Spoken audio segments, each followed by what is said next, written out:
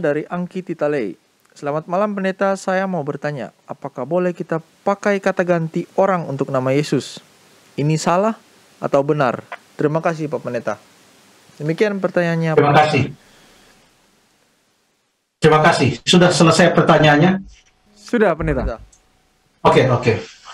Jadi kita berbicara tentang kata ganti. Kata ganti. Kata ganti orang atau kata ganti individu. Jadi hampir semua bahasa yang major, bahasa-bahasa utama di atas dunia ini punya di dalam tata bahasa mereka itu kata ganti. Contohnya di dalam bahasa Inggris ada you, ada he, ada she, itu semua kata ganti. Dalam bahasa Portugis, bahasa Spanyol, bahkan bahasa Indonesia pun ada kata ganti.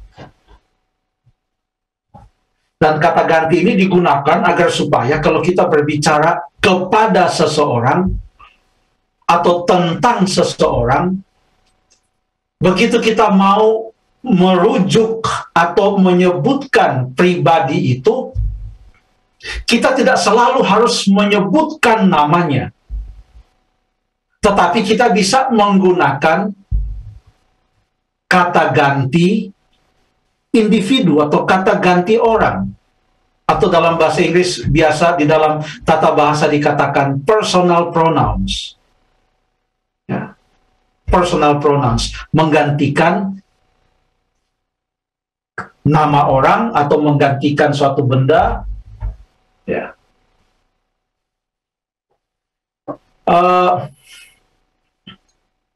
Dalam bahasa Yunani contohnya, kata ganti untuk manusia dan benda itu bisa saja sama. Ya. Bisa saja. Yang membuat kita bisa mengerti ini kata ganti menggantikan nama orang atau menggantikan suatu benda adalah pada waktu kita baca keseluruhan cerita itu, baru kita tahu, oh ini yang dimaksudkan adalah menggantikan nama yang tadi sudah disebutkan. Sehingga kalau saya berbicara dengan Jeffrey, saya tidak katakan, apa kabar Jeffrey? Kalau Jeffrey punya kesempatan, Jeffrey datanglah.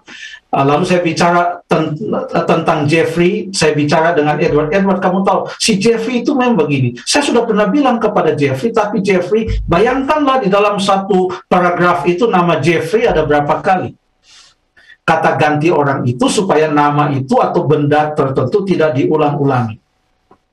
Ada kata ganti orang yang, kata ganti yang tunggal, ada juga yang jamak. Contohnya aku, kalau saya bicara saya, aku itu menggantikan Richard Sabuin.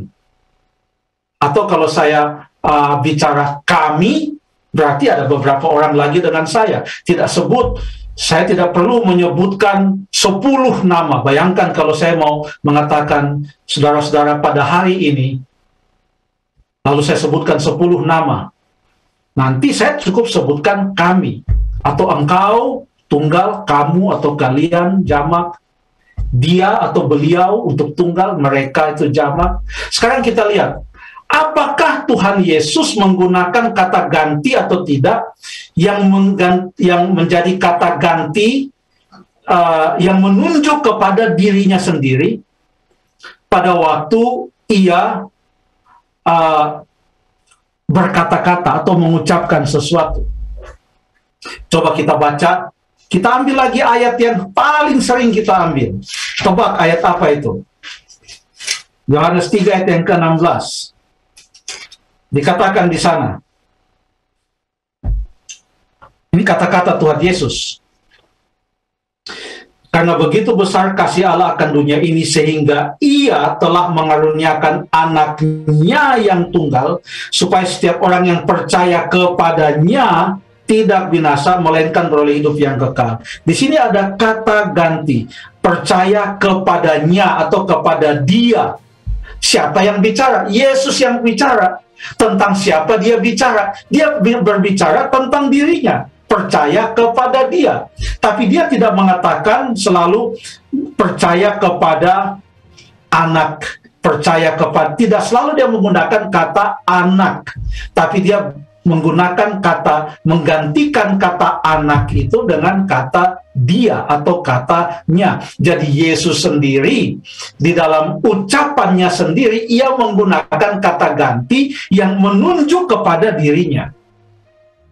Hanya perlu kita semua, entah kita menggunakan kata ganti atau kita menggunakan nama atau proper name, tetap kita harus menyebutkannya dengan penuh hormat, ya, dan kita tahu kepada siapa kita berbicara atau tentang siapa kita sedang berbicara. Jadi menggunakan kata ganti itu bukanlah sesuatu yang salah.